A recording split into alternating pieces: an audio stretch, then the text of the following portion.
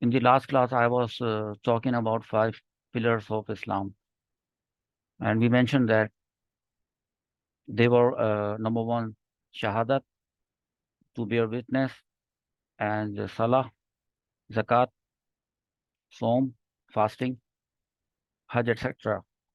And I told you that about the 5 pillars, we are going to start from Salah. It's the second one that we are going to start. But before we start learning how to pray Salah, इससे पहले कि हम ये सीखें कि किस तरह नमाज पढ़ने का तरीका है, you already everybody knows, you already know about it, and you always pray 5 times a day. It doesn't matter. But why we are learning? We already know about namaz. Why we are learning? We are learning to teach others. That's why we are learning. So we want to revise whether we are not, maybe we are making some mistakes. So let's start. Before we start learning the procedure of salah, इससे पहले कि हम नमाज का तरीका सीखें, we are supposed to learn about the preconditions of salah. Preconditions. Preconditions का मतलब है शराइत.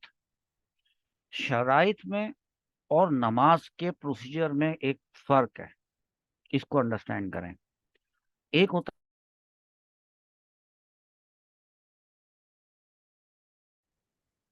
शराइत. शराइत और नमाज के तरीके, ये दो अलग अलग चीजें हैं, दोनों अलग अलग बातें हैं. तो नमाज का जो तरीका है वो हो गया procedure, step by step procedure. और जो प्री कंडीशंस हैं जो आपको इस वक्त स्क्रीन पे नजर आ रही हैं, ये प्री कंडीशंस बिल्कुल अलग हैं. ये जो प्री कंडीशंस होती हैं, ये नमाज से पहले पहले सारी कंप्लीट करनी होती हैं. They are not the part of नमाज. Pre conditions, they are not the part of नमाज. They are not included in the procedure of नमाज. ये नमाज का हिस्सा नहीं होती. जी. जब हम नमाज पढ़ना शुरू करते हैं तो हम सबसे पहले जो है वो नियत करके अल्लाह अकबर तकबीर तहरीमा पढ़ते हैं. अल्लाह अकबर ये कहते हैं. तो देखें, यहाँ पर मैं आपको जो बात बता रहा हूँ, इसमें कहीं पे भी ये वर्ड अल्लाह अकबर लिखा हुआ आपको नजर नहीं आएगा. नमाज में क़याम करते हैं, सीधे खड़े होते हैं, तिलावत करते हैं, फिर रुकू करते हैं. ये जो सारी चीजें करते हैं, ये हम आज सीखेंगे. गोया कि आप ये समझें कि this is your first time that you are going to learn about the procedure of नमाज. ऐसा अज्यूम कर लें आप थोड़ी देर के लिए, अज्यूम कर लें. और अच्छा, और जो अगर कोई नॉन मुस्लिम है, वो कन्वर्टेड टू मुस्लिम हुए हैं, तो जाहिर सी बात है वो तो फर्स्ट टाइम ही सीख रहे हैं, तो वो ऐसा सीख लें. तो अब नमाज का प्रोसीजर सीखने से पहले हमें ये सीखना है कि नमाज से पहले पहले कौन से प्रोटोकॉल्स को फॉलो करना पड़ता है. यहाँ लिखा है, सबसे पहले क्वेश्चन आंसर की सूरत में मैंने इसको प्रेजेंट किया है. क्वेश्चन आंसर से ना बात ज्यादा आसानी से समझ में आती है. देखें, question number 1, the topic is pre conditions of सलाह. How many pre conditions of सलाह आर देयर. नमाज की कितनी शराइत होती हैं. अब शराइत ये नमाज का पार्ट नहीं होती, ये समझ जाएं तो उसके बाद फिर हम शराइत स्टडी करते हैं. The answer is that there are 6 pre conditions of सलाह. 6. ये आपको याद करने की जरूरत नहीं है, ये अभी आप पढ़ेंगे ना आपको फौरन समझ में आ जाएगा. Number one, okay, I am not asking you to read it, but at least have a look at it and try to read it. Taharat, it is written taharat. I'll show you that this word in Urdu as well. और उसका तर्जमा लिखा है cleanliness. Cleanness. तो अब cleanness क्या होता है ये सबको पता है. तहारत को एक और वर्ड होता है, वो होता है पाकी. अभी हम इसको एक एक पॉइंट को सेपरेटली इन डिटेल स्टडी भी करेंगे, इन शॉर्ट डिटेल. नंबर 2, सत्र औरत. ये क्या लिखा है आप देखें, ये क्या लिखा है, सत्र औरत. आप ट्राई करें तो आपको ये पढ़ने में आ जाएगा. सत्र औरत, वेलिंग. ये क्या चीज होती है.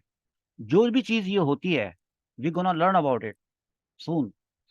ये जो भी चीज होती है, ये तो वो चीज होती है कि जिसको नमाज पढ़ना स्टार्ट करने से भी पहले मेक श्योर करना होता है। You have to make sure all of the 6 parameters before you start praying. उसमें एक नंबर 2 पॉइंट है सत्र औरत। ओके। वेलिंग, हाइडिंग, और किस चीज को हाइड करना है ये सब अभी पढ़ते हैं। Number 3, someone can try to read it. इस्तिकबाल किबला। Okay, it is a very complicated terminology. Istiqbal Qibla. I don't know what is it, but we will know, inshallah. Number 4, waqt. And they say that in the brackets that waqt means what? Timings. Number 5, another a new word, niyat. But you can understand this word with this word intention, your intention. Okay, now number 6 is a little bit difficult, but it's not difficult. Now, when you will be watching this video, not now, try to pause the video at this moment and try to concentrate on all these 6 terminologies and you'll learn about it. Try to read it, try to spell it, try to pronounce it. इसका तलफ़ुज़ करने की कोशिश करें। तकबीर तहरीमा, ये लिखा है, तकबीर तहरीमा। अब देखें कैसे कैसे इसको स्टडी करना है। अब जो लोग जो इंग्लिश अंडरस्टैंड नहीं करते, there are some people they can not read English but they can read Urdu. So for those people, here's the screen.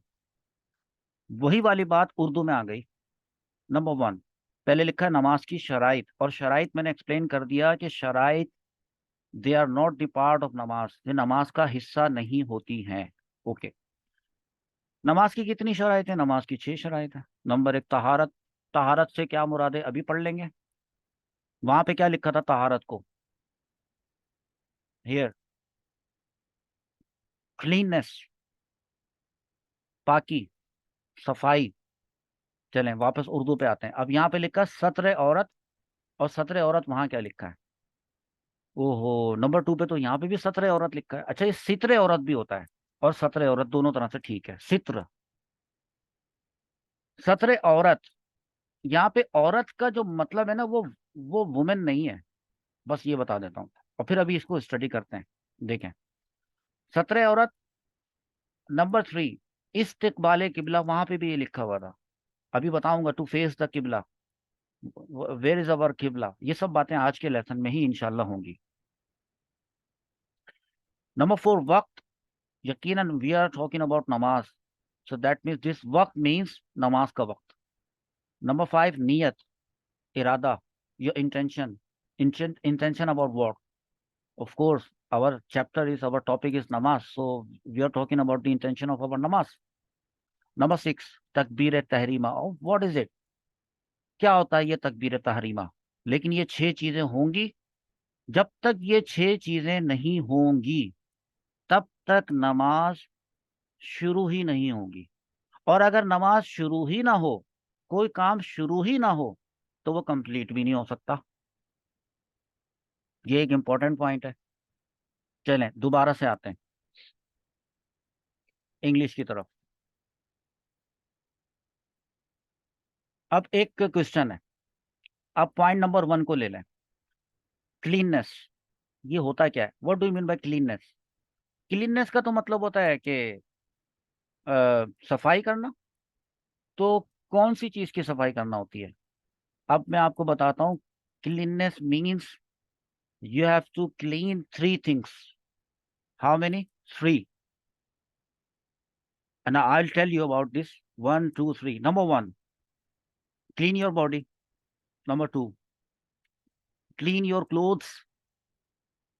Number 3, clean the place where you are going to pray namaz. That place. अब ये जो clean का जो word आया ना, कि you have to clean your body and clothes and place, किस चीज से clean करना है? डस्ट से करना है? किस चीज से करना है? किसी गंदगी से करना है clean? वो कौन सी होती है गंदगी जो नहीं होनी चाहिए? जैसे कि ब्लड लगा हुआ है, वगैरह वगैरह वगैरह, उन चीज़ों के बारे में हम पढ़ेंगे। लेकिन आपको ये पता चल गया कि सबसे पहली जो चीज़ आपने जो वो फुलफिल करनी है नमाज पढ़ने से पहले, और वो होगी तहारत। और उस तहारत के अंदर यहाँ पर लिखा है कि the body, clothes and place of सलाह must be clean from from what, from every type of uncleanness. अब ये बाद में इसको डिस्कस करेंगे। अगर किसी की बॉडी पे कोई ऐसी चीज लगी हुई है जो ये लिखी हुई, अच्छा बॉडी पे नहीं लगी हुई, कपड़ों पे लगी हुई है, क्लोथ्स पे, अच्छा क्लोथ्स पे नहीं लगी हुई, प्लेस पे लगी हुई है, जिस जगह नमाज पढ़ रहे हैं उस जगह जहां पर जायनमाज बिछाई है, या तो वो जायनमाज, उसमें कुछ ऐसी चीज लगी हुई भी है जिस चीज का लगा ना होना चाहिए था, नहीं होना चाहिए था, और उस जगह पर है वो। अब either one condition is true, नमाज स्टार्ट ही नहीं होगी। इनमें से कोई सी भी तीन में से एक कंडीशन ट्रू हो जाएगी, नमाज स्टार्ट नहीं होगी। बॉडी पे कुछ लगा होगा, क्लोथ कपड़ों पे लगा होगा, जगह में कुछ लगा होगा, नमाज स्टार्ट शुरू ही नहीं होगी। इस बात को उर्दू में समझते हैं।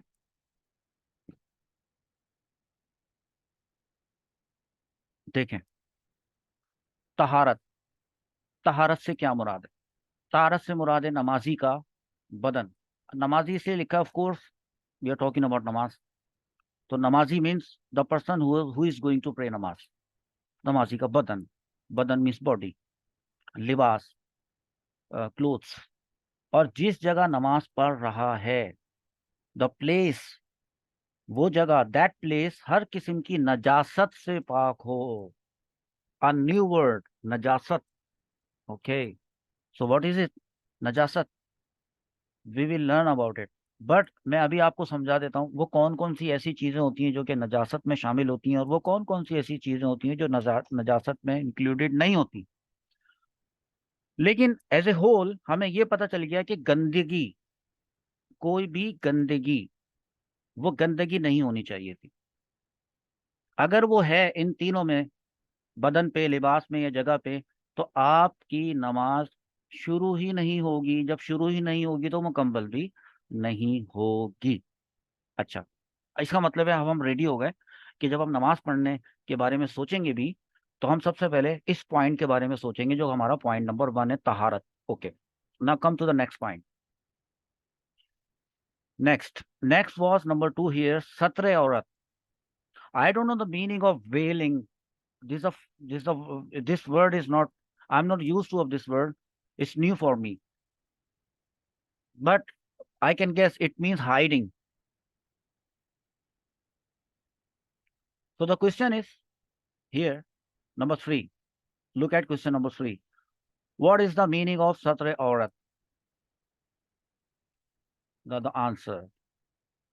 Now the satre aurat. Before I explain this, let me explain the word aurat. या इधर आ जाएं, इधर से करें।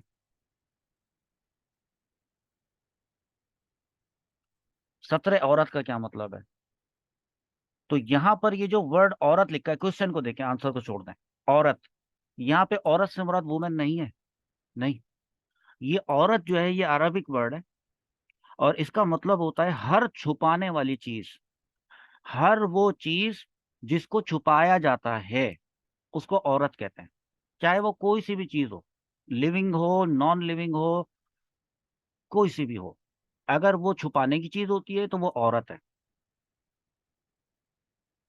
मिसाल बताऊं आपको, एक तो फिजिकल चीज होती है, हमारी बॉडी के फिजिकल पार्ट्स होते हैं, तो वो तो आदमी के भी होते हैं, वो तो औरत के भी होते हैं। तो यहाँ तो वर्ड लिखा है औरत, तो लिहाजा ये वाला जो वर्ड औरत, जैसे गुनाह, तो किसी को कोई बुराई पता चल गई, तो उस बुराई को छुपाने का हुक्म है, औरत। जी, ये कॉन्सेप्ट है। दुआ करते हैं, अल्लाहुम्मा अस्तुर औरातिना व आमिर रऊ आतिना, या अल्लाह ताला हमारे ऐबों को छुपा के रखना, पर्दा डालना हमारे ऐबों पर, या अल्लाह ताला पर्दा डाल के रखना, किसी को पता ना चल जाए। उसमें वर्ड आया औरत। तो देखिए, पहले उर्दू में आ जाते हैं, अब चलें इस तरह कर लेते हैं। सत्र औरत का क्या मतलब है, वो ये है। अब मर्द के लिए बात अलग होगी, और औरत के लिए बात अलग होगी। वो वाला वर्ड औरत का मतलब वुमेन नहीं था। आ जाए, सत्र औरत का फिर क्या मतलब होता है। तो मर्द के लिए, मर्द की जो नाफ होती है, नाफ के नीचे से लेकर, अच्छा वैसे जब यहाँ लिखा है ना नाफ के नीचे से लेकर, या छुपाने की बात हो रही है, नाफ के नीचे से लेकर घुटनों समेत बदन का सारा हिस्सा छुपाना जरूरी है। देखें, छुपा हुआ होना, hidden, it must be hidden. तो जो चीज भी हिडन होगी वो चीज औरत कहलाएगी। एक बात। अच्छा, अब ये जो बात लिखी है ना, जो उर्दू में जो लोग समझ रहे हैं, और अभी इंग्लिश में भी समझाता हूँ, मर्द के लिए नाफ के नीचे से स्टार्ट हो रही है बात। कोई भी कपड़ा है या कोई भी क्लोथ है, तो वो कह रहे हैं कि नाफ के नीचे से। तो उनकी इत्तला के लिए अर्ज ये है कि नाफ, ये नाफ क्या चीज होती है? जो पेट के ऊपर होती है। क्या नाफ के नीचे से कब स्टार्ट होगा? नहीं। नाफ इज ऑल्सो इंक्लूडेड व्हेन, छुपा हुआ होना जरूरी है इसके अंदर। नाफ इज इंक्लूडेड। अब नाफ के नीचे से लेकर घुटनों समेत, समेत का क्या मतलब होता है? समेत का मतलब तो इंक्लूडेड होता है ना। तो इसलिए यहाँ पे इंक्लूडेड है कि घुटने भी छुपे हुए होने चाहिए। जी। तो उसके अलावा सारा बदन, सारा हिस्सा छुपा होना चाहिए। बदन का सारा हिस्सा छुपा हुआ होना जरूरी है। अब इसके हम एक्सप्लेनेशन देंगे कि वो कैसे छुपता है। जबकि इस्लामी बहनों, यहाँ पे इस्लामी बहनों देखें लिखा ना, वहां पे औरत लिखा हुआ था ना, तो कहीं कंफ्यूज ना हो जाते। यहाँ पे लिख सकते थे कि जबकि औरत के लिए, औरत। तो इसको समझ लें कि यहाँ पे हम लोग जो है ना, औरतों को जब कॉल करते हैं ना, तो हम कहते हैं, उनको सिस्टर्स कहते हैं। तो इस्लामी बहनों से मुराद इस्लामिक सिस्टर्स, तमाम औरतों को हम यूं कहते हैं। तो उर्दू में भी ये जब ट्रांसलेट किया तो उन्होंने ये लिखा कि जबकि इस्लामी बहनों बहनों के लिए, दैट मीन्स कि औरतों के लिए जब वो नमाज पढ़ेंगी तो उनके लिए 5 आज़ा, 5। अब 5 काउंट कर लीजिएगा अभी आप। आज़ा मतलब पार्ट ऑफ बॉडी। वो कौन कौन से? नंबर 1, मुंह की टिकली। ये क्या होता है? फेस। ये फेस। दोनों हथेलियों, अब मैं क्या कहूँ, पाम्स बोलूं? अगर पाम्स कहता हूं तो फिर आप समझ जाए। अब ये पाम्स जो होती हैं बॉडी में, कि 2 हाथ होते हैं ना, हमारे 2 हैंड्स होते हैं, तो 2 हो गए ना। तो एक तो हो गया फेस, दोनों हथेलियां, ये टोटल कितने हो गए? ये 3 हो गए। उसके बाद दोनों पाँव के तलवे, तलवों, तलवे क्या होते हैं अभी बताते हैं। पाँव के नीचे का हिस्सा। तो 2 पाँव होते हैं ना। तो पहले 3 चीजें थी और ये 2 उसमें इंक्लूड करें। 3 और 2, 5। ये खुला हो सकता है। These 5 body organs, they are not supposed to be hidden। यानी फेस, दोनों हैंड्स, दोनों फीट्स, टोटल 5 आइटम्स। इनके अलावा सारा जिस्म छुपाना लाजमी है। ये दोनों के बारे में बता दिया, मैन के बारे में भी बता दिया और वुमेन के बारे में भी बता दिया। अब जिसकी समझ में नहीं आया ये सब क्या लिखा हुआ है, जिसको उर्दू पढ़नी नहीं आ रही ना, तो उसको तो ऐसा लगेगा कि ये कोई चाइनीज लिखी हुई है, उसको तो ऐसा लगेगा कि ये कोई डिजाइन बने हुए हैं। Okay, don't worry. Now look at the screen. I don't know if I can ask anybody to read the text now. Okay. What is the meaning of Satre Aurat? Okay, Man's body from navel to end, including the knees, must be covered, whereas women's whole body must be covered, except the following 5 parts: face, both palms, soles of both feet. good, good. That means you have excluded 5 parts from women. They must not be hidden. The whole body must be covered. First of all, the whole body must be covered, except there is the exemption. Now keep the exemption in your mind. Number 1, face. Number 2 and 3, both palms. And number 4 and 5 soles of both feet, जो पाँव के, अब जो जो उर्दू वाले पाँव के तलवे होते हैं। अब आई डोंट नो कि ये जो पूरी फुल बॉडी की जो बात की है ना, इसमें मैं आपको एक और बात बताऊं। बात पता है क्या है? ये जो लिखा है इसमें जरा अच्छी तरह से समझ लें। Women's whole body must be covered, important point है। अगर किसी ने जीन्स की पैंट के कोई ऐसे टाइट्स पहने हुए हैं, अगर उसके बॉडी फिगर्स वो देखने वाले को पता चल रहे हैं कि ये इसकी लेग्स हैं, ये इसकी कमर है, ये इसके हिप्स, अगर ये फील हो रहे हैं, तो that will not be counted as covered, never. और आपको पता है कि जब body is not covered, you your नमाज will not start, you are not ready to pray नमाज, it's not ready, you are not fully prepared. अब उसका क्या किया, जब देखा कि बहुत सारे लोग हैं, लेडीज हैं, देखिए men's body from navel to and including the knees, and I edit that navel is also included and knees are also included। और उसके साथ साथ ये specially the novels and including the knees, ये जो दरमियान का जो पार्ट है, ये जो नाफ से शुरू होकर घुटनों तक लेके जा रहा है, ये तो जरूरी है, मस्ट बी कवर्ड। लेकिन उसके अलावा ये जो हमारी जो एक अदब लिहाज होता है, एक रिस्पेक्ट होती है, ये जो, अब आप किसी के सामने तो आप इस तरह से ये वाले कपड़े पहन के नहीं जा सकते।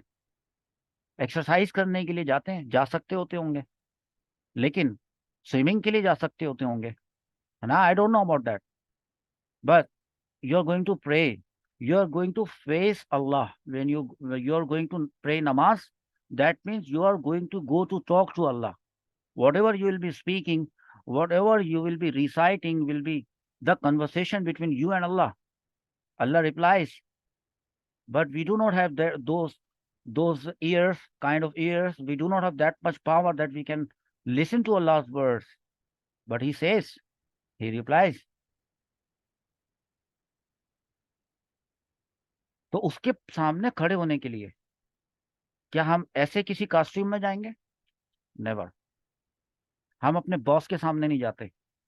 हमारे घर में गेस्ट आ जाते हैं, इंपॉर्टेंट गेस्ट आ जाते हैं, हम अपने बेडरूम में होते हैं, तो हम सामने बाहर नहीं निकलते जब तक हम चेंज ना कर लें। तो जब ह्यूमन बींग्स के सामने हम जाते हुए उनको रिस्पेक्ट देने के लिए करते हैं, तो अल्लाह के सामने नमाज के लिए खड़े होते वक्त ये चीज बहुत जरूरी है। जो ड्रेसिंग है लेडीज की, अगर वो ऐसी टाइट है कि जिसमें जो पूरी बॉडी कवर करने के लिए एक्सेप्ट दीज 5 पार्ट्स जो यहाँ पे मेंशन किए, तो अगर उसमें वो बॉडी ठीक है, उस पे वो कपड़ा है, ठीक है, वो कवर्ड है, but that will not be treated as covered in Islam, especially in नमाज। I hope you are understanding what I am saying. तो जो टाइट्स हैं, उसके लिए मैं सोचता था, मेरे जहन में एक आइडिया आया, तो मैंने स्टूडेंट्स से कहा, फैमिली मेंबर्स से कहा, जब मैंने ऑब्जर्व किया, तो मैंने कहा कि ये इतनी बड़ी आपने एक चादर ओढ़ी ताकि आपके जो बॉडी कवर हो जाए और आपका जो ड्रेस है अंदर का वो टाइट है तो वो भी कवर हो जाए, बहुत अच्छी बात है, आपने अच्छा किया है। लेकिन इनफैक्ट ऐसा होता है कि जब रुकू के लिए औरत झुकती है और उसके बाद वो फिर वो सीधी खड़ी होती है, तो वो तो चादर जो है वो इधर से उधर हो जाती है। स्पेशली जब वो सजने में जाती है फिर वो बैठती है, तो वो जो उसकी जो मूवमेंट होती है चादर से, उससे कोई फर्क नहीं पड़ने वाला होता। अच्छा देखें, एक और भी बात बताऊं, ये जो पाम्स लिखा है ना, बोथ पाम्स, ये वाली जो बात है, अभी इस वक्त प्रैक्टिकल करने क्लास लेने के दौरान अपने दोनों हाथों को आगे रखें, फ्रंट ऐसे करें, हाथ आगे रखें, और जब आपको अपने हाथों की बैक नजर आएगी, आप फिंगर्स नजर आएंगी सबसे पहले, फिंगर्स के पीछे क्या है ना? फिंगर्स के पीछे ये पूरा आपका जितना भी पंजा है, आपका जो ये हैंड है, इसके बाद आपकी रिस्ट शुरू हो जाती है। ये जो रिस्ट के ऊपर एक हड्डी होती है, राइट हैंड के ऊपर, राइट हैंड साइड पे होती है, और लेफ्ट हैंड के ऊपर, लेफ्ट हैंड साइड पे होती है वो छोटी सी उभरी हुई एक बोन होती है। वो जो बोन है ना, I believe that you are understanding, वो बोन औरत की अगर है, अगर हाथ औरत का है, that bone is included in सतरे औरत। वो बोन जो है वो छुपी हुई, कवर्ड होनी चाहिए। इफ योर स्लीव्स, अगर आपकी स्लीव्स जो हैं वो इतनी बड़ी नहीं है, बल्कि अगर बड़ी भी हैं, फर्ज करें आपकी स्लीव बड़ी हैं, तो फिर एक प्रॉब्लम है। और वो ये है कि जब आप नमाज पढ़ना शुरू करेंगी तो आप तकबीर तहरीमा कहने के लिए अल्लाह अकबर कहते वक्त दोनों हाथों को अपने कंधों तक उठा के बुलंद करेंगी। तो जैसे ही आप बुलंद करेंगी तो वो जो आपकी स्लीव्स हैं वो तो नीचे हो जाएंगी। और अगर वो स्लीव्स नीचे होने पर वो वाली जो बोन मैंने आपको रिस्ट की जो बैक साइड की जो